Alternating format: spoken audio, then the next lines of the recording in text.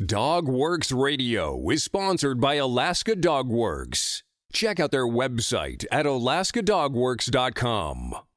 You can support this podcast on patreon.com/First Paw Media. Hello and welcome to today's episode of Canadian Challenge Tales. We are joined by Rhonda Heerschap. How are you doing today, Rhonda? I'm doing great, Dan. How are you?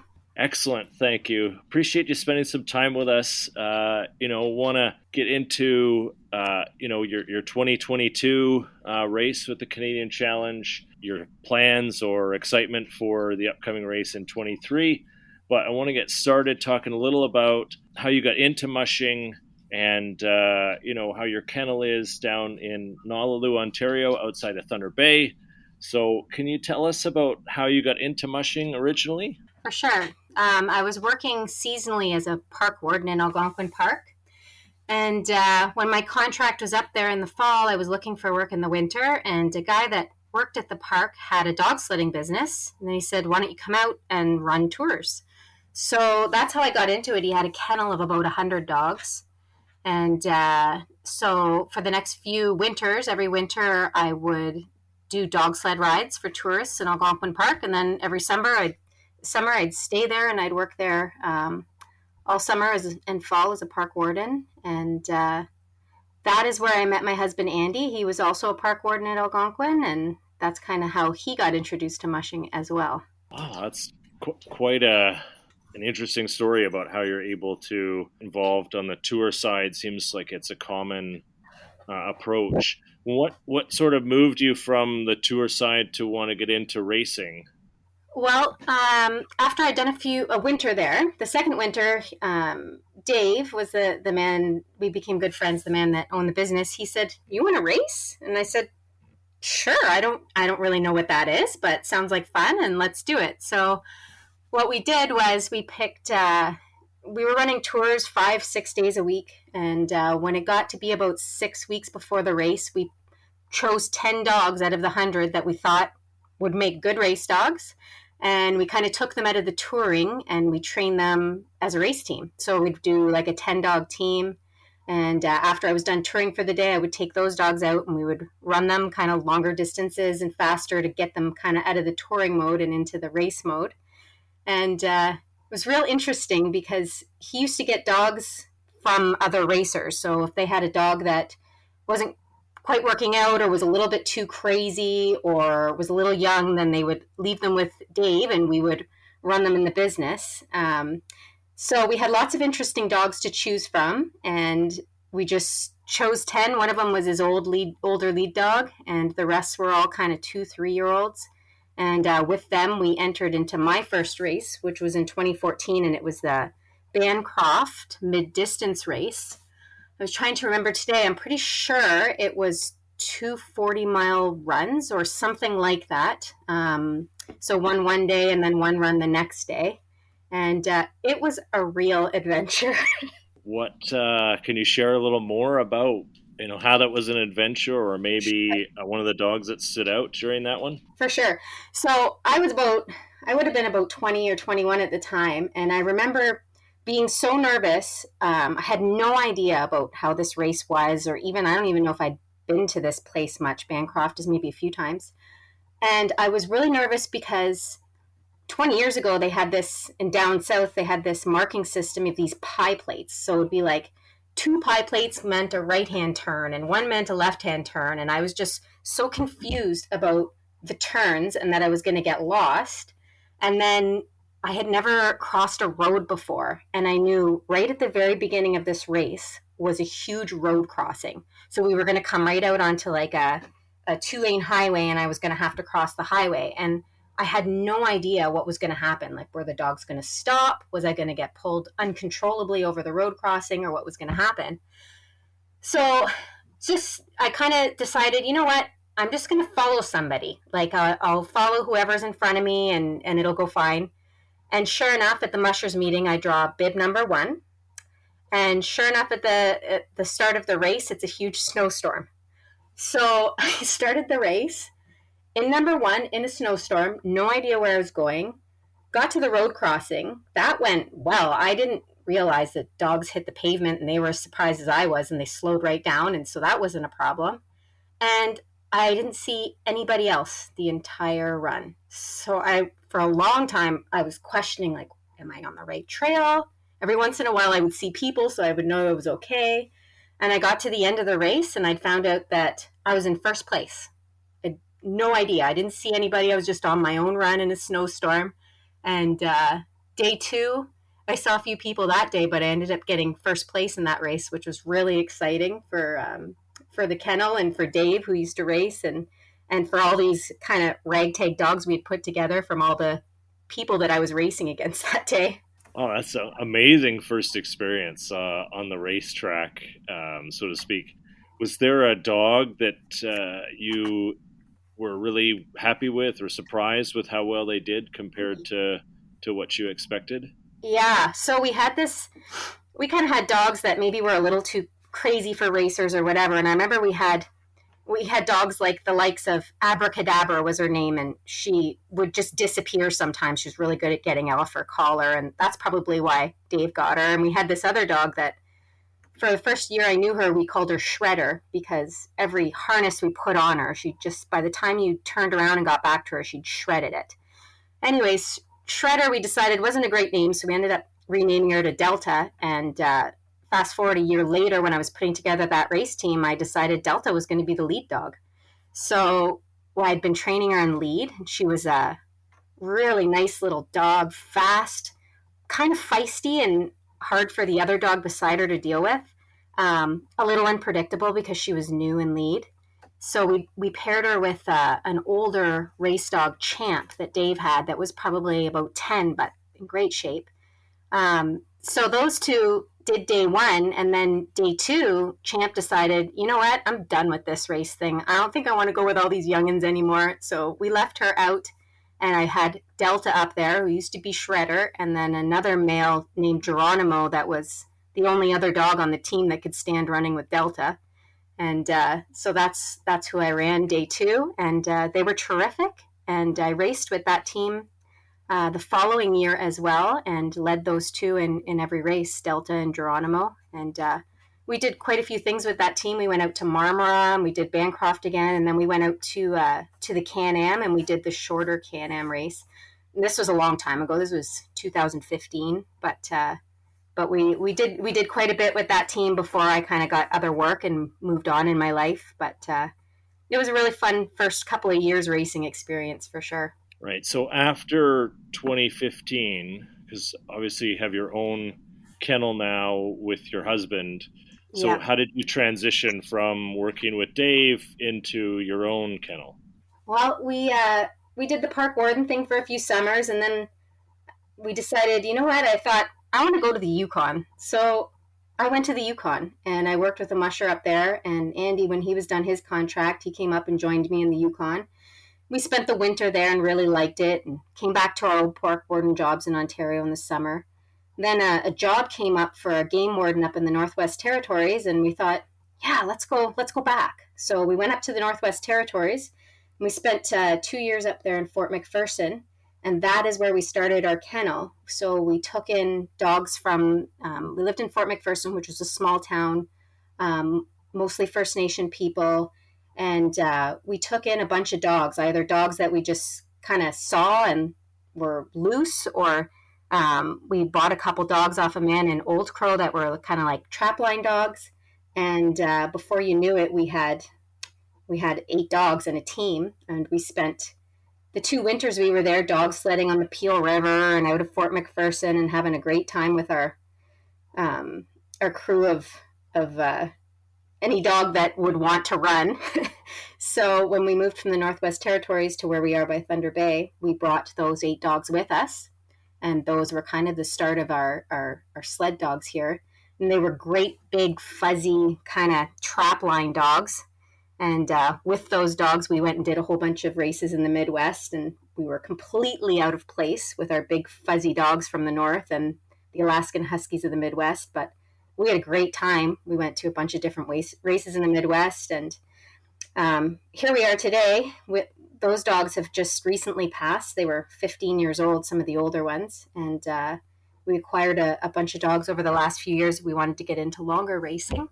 So we kind of built our kennel up in the last few years of dogs that we liked, and dogs that we like spending time with and that could do the longer runs. And we decided last year we'd give, Bear Grease a try and Canadian Challenge, and we'll be back again this year with that same team. So we've had that team, maybe 4 years.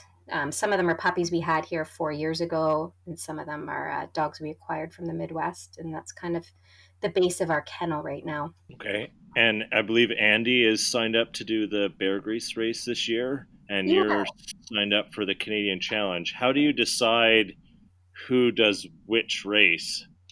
Yeah, we never have a hard time with that. We have the 2 little kids, so we usually combine on races. So we can't really both race at the same time. So we always got to take turns. And we never seem to have any problem deciding.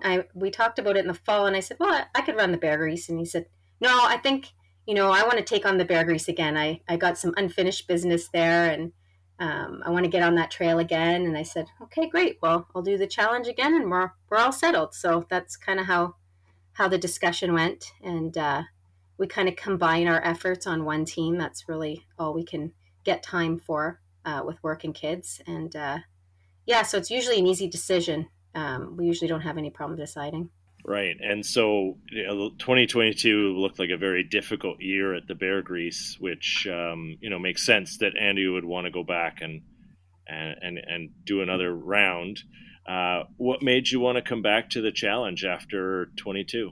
Well, we had a lot of fun there. I mean, some of it was tough. The cold was tough, and, it was a long trip out there with the kids, but it was so worth doing, and we had a great time, and we just thought, let's do it again. Let's do the challenge again. It's going to be a lot easier for us this year just because we know where we're going, kind of what we're doing and how things go. And we got a team that is just the perfect, 200-300 mile races are perfect. And nice to stay in Canada on the Canada highways, and we can visit some friends on the way up to the challenge, and just seems to work for our family the last couple of years. Nice. Well, and let's go back to the beginning of the race in 22. Can you tell us a little about how you get ready to go, the last hour or so before you actually start? What's that process or routine like for you? Well, for us, it kind of starts with just getting the kids ready first, getting the kids ready to be outside, and they're going to be outside for an hour, and our efforts go into getting them all set up, and then we just kind of get the dogs out one by one. Some like to come out early. They like seeing the people, and others kind of get really excited. So we gauge what dog wants to do what. Get their harnesses on and their booties on, and then I usually like to take a walk around and just look at other dog teams and look at other sleds and people's setup. I mean, we don't see a lot of dog teams. We don't see any here all winter, and so it's always really exciting to see like the latest gear and people's dogs, because they change over the years. And so I like to just walk around. I was a little nervous on the challenge because there was a 90-degree turn right off the bat, and our dogs are pretty crazy at the beginning. So that was the only thing I was a little nervous about. But otherwise, I'm usually pretty excited for race start. I was ready to get going, and the time always goes really fast. Usually Andy and I are not prepared on time. We're usually just kind of throwing it together as fast as we can at the end. So that seems to be the way it kind of went there too. But we pulled up to the line and ready to go, and said bye to Andy and the kids, and saw them, 50 some odd miles later. Right. So you left the start line, and, a few miles in, you end up out on the ditch along the highway. At what point in that leg would you say the team sort of settled in, where you felt more comfortable and less, started the race crazy? Yeah, I would say, it was like maybe 4 or 5 miles in, and I kind of talked to the dogs, and we're all good. Here we go. We're going on a race. And, you can see the dogs, like some of them shake, and it's just kind of them relaxing, and then we're just on another run. So it didn't take very long. Once we kind of got on the trail and they realized, hey, we're going on a run, and and this is fun. And we settled in pretty quickly. Right. And then you got into Weaquin. We had to, unfortunately, bypass a short section of trail due to some really bad overflow. And then you left from our remote checkpoint 969 on a very cold night, a 54-mile run into La Ronge. How did that go for you? It went good. I had a new leader in. We had our leader Emmy that we'd had for the last, I don't know, 6-7 years. Our main lead dog. She did 100 miles of bear grease, and then Andy said she just wasn't looking right. And when we got her home, she wasn't injured, but she just wasn't really into the runs. So we left her for Canadian Challenge, and I had a new leader named Olive, and my old leader that used to run with Emmy named Arlo. But Emmy was kind of the brains of the operation, I always thought, and Arlo was just like a really easygoing guy that liked to, keep the team tight, and he was a good dog. But I thought, I might struggle a bit because Emmy wasn't there. But they were doing really good, but they were really confused about the road crossings and going down onto the road and then looking for the trail up on the other side. So we had some really interesting road crossings, and I'm sure if we could see the tracks in the snow, Arlo would come up over that hill and he'd get onto the road and he'd be like, why would I go straight? There's a great road to the right and a great road to the left. And it took us till that last run to get in the groove of, hey, I look up in the ditch and then I go up the other side. So there was a lot of growth there for the team, but there was some hiccups at those crossings along the way. Yeah, well, it should be much better going forward, having had that experience. And so after finishing that leg in La Ronge, we had another 50-mile run into Mississippi, across the lake, and then through the portages. How did that portion go for you? It went good. Yeah, it was a pretty cold race for sure. I don't think I'd seen temperatures like that since I was up in the territories, and I mean, it was good. It was hard to keep fingers and toes warm. Of course, dogs were fine. We were definitely the weak link. The people on those teams in that cold, they're built for that. But it was fun going across those lakes, and then those portages, they would keep you on your toes and wake you up a bit.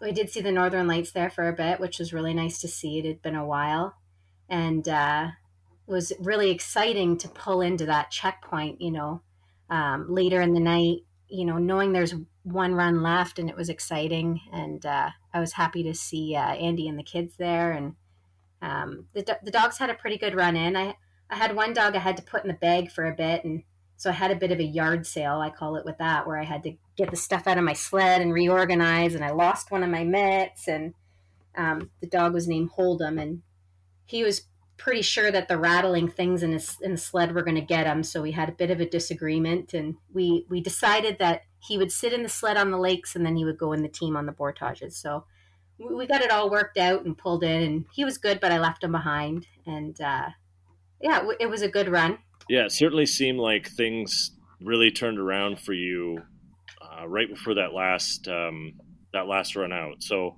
you got into Mississippi, 3:00-ish in the morning, got yourself a good nap, and then ended up leaving just 15 minutes behind Anna, and you were in 5th place at the time. And then you had the second fastest run time between Mississippi and La Ronge, and passed her. How was that as you went back through the portages and came across the lake and saw the finish line? Yeah, we had a great run. I mean, the dogs were all settled in, and it was dark and cold, and the trails were fast, and I found that they went faster on that runs than the other runs before. I think that the trail was faster, and then maybe they knew that the excitement was there because they had passed that trail already. And I feel like they probably feed from me, that they know like the end of the race is coming, and the excitement that I feel they're probably feeling.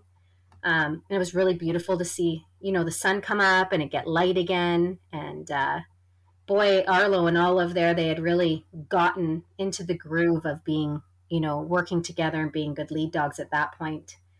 They were making all the turns, no problem, and it was a smooth run right into the finish, which was really, really a lot of fun. Yeah, my apologies. It was not 3 o'clock when you arrived, but just after 3 o'clock in the morning when you left.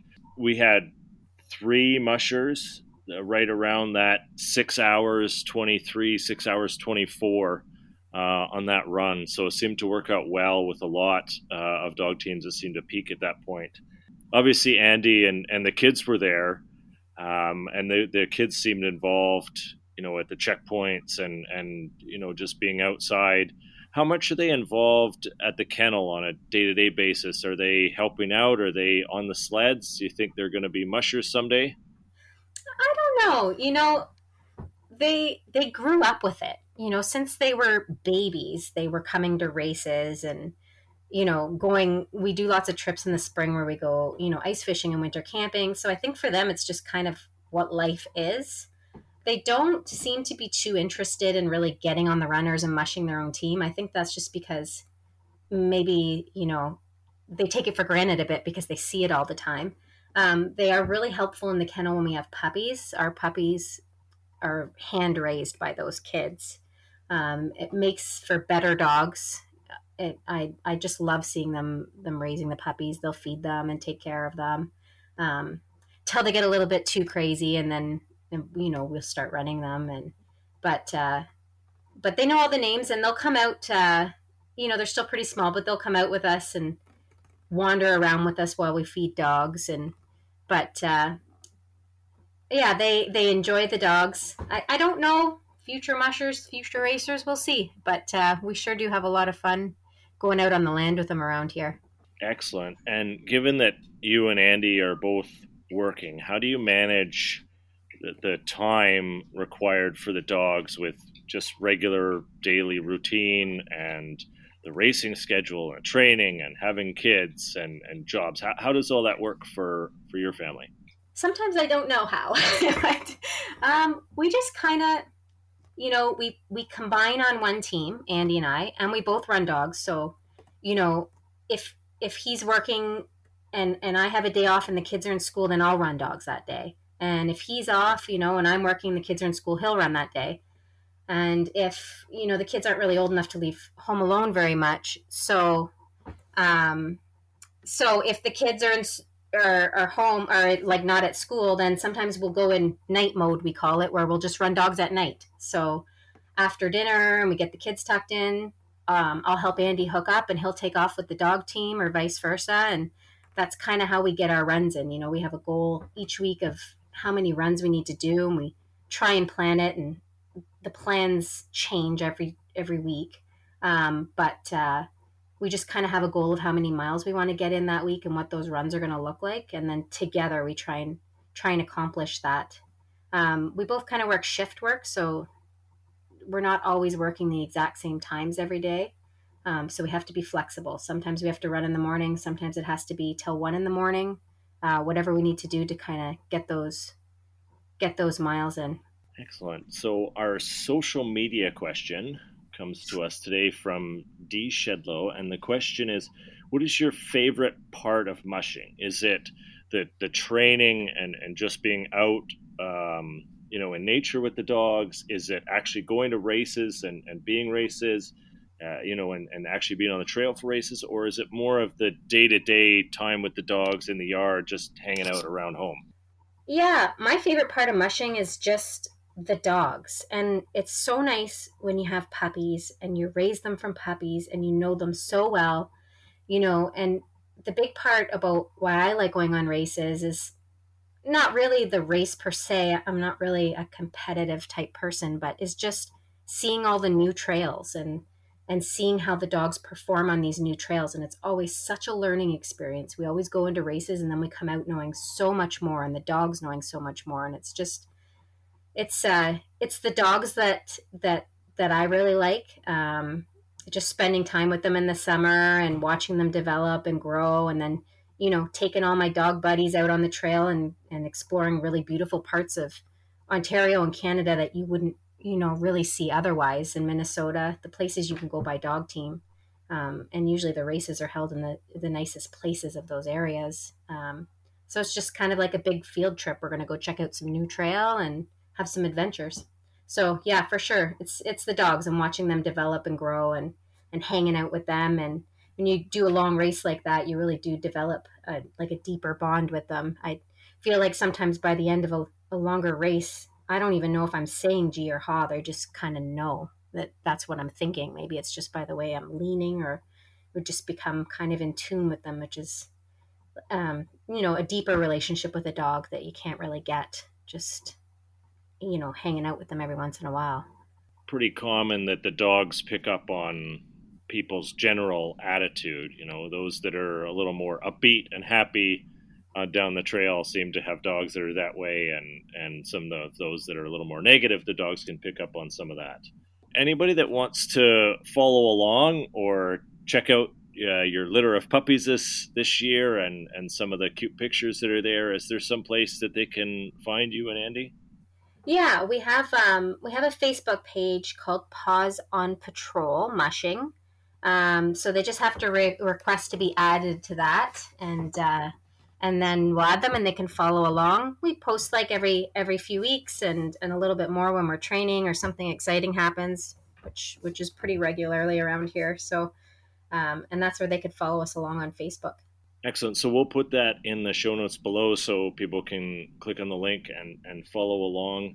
I want to give you a chance to thank anyone that's been involved with the kennel, because we know, running a dog team or having a dog kennel is not really possible with just one person. It takes a whole team to do that. So anybody in particular you'd like to thank or give a shout out to? Yeah, we had some sponsors come up last year, Green Acres Variety down the road and Hoppers, and we've had our Crossroads Vet Service have come on, and they're gonna help us out a bit this year with the racing too. And the kids and Andy and the kids, they're along for the ride, and they need to be thanked for coming along with their crazy parents to all these adventures. And all the race volunteers and organizers too. I mean, it takes a lot of volunteers to put on a race. For us, I feel kind of selfish sometimes that I'm going down these great trails, and it takes this army of people to allow me to do that. So thanks to them and the organizers too. Well, we certainly appreciate that. We know there's a lot of volunteers involved from all aspects of the race, from organizing to helping out at checkpoints to the trail crew that does amazing work and, a lot of times doesn't see the public eye quite as much. I really want to thank you for joining me today. It's been a pleasure talking to you, learning more about your dogs and your family and how you grew up with it. And we're really, really looking forward to seeing you in the 10 Dog event in February. We're really excited with the teams that we have, and the trail is shaping up really nicely. If anybody wants to follow along with the Canadian Challenge, you can find us at CanadianChallenge.com. You can also find us on Facebook, Twitter, and Instagram. Rhonda, thank you again. Appreciate you joining us today. Well, thanks so much for letting me come on and talk about dogs. Yeah, it's pretty easy to get mushers talking about dogs. I really want to thank again.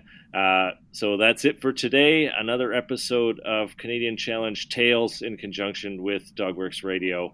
Thanks again, and goodbye. From First Paw Media, this is Canadian Challenge Tales. We hope you enjoyed this episode, and we invite you to subscribe on Apple Podcasts, Spotify, Stitcher, or wherever you get your podcasts. You'll find a link on the episode notes. You can tap or swipe on the episode cover art, and you'll see some offers from our sponsors. You can support our show by supporting them. If you like what you have heard, we would love it if you would give us a 5-star rating and tell your friends how to subscribe too. Your host is Dan Kirkup. Our executive producer is Robert Forto. Created for First Paw Media.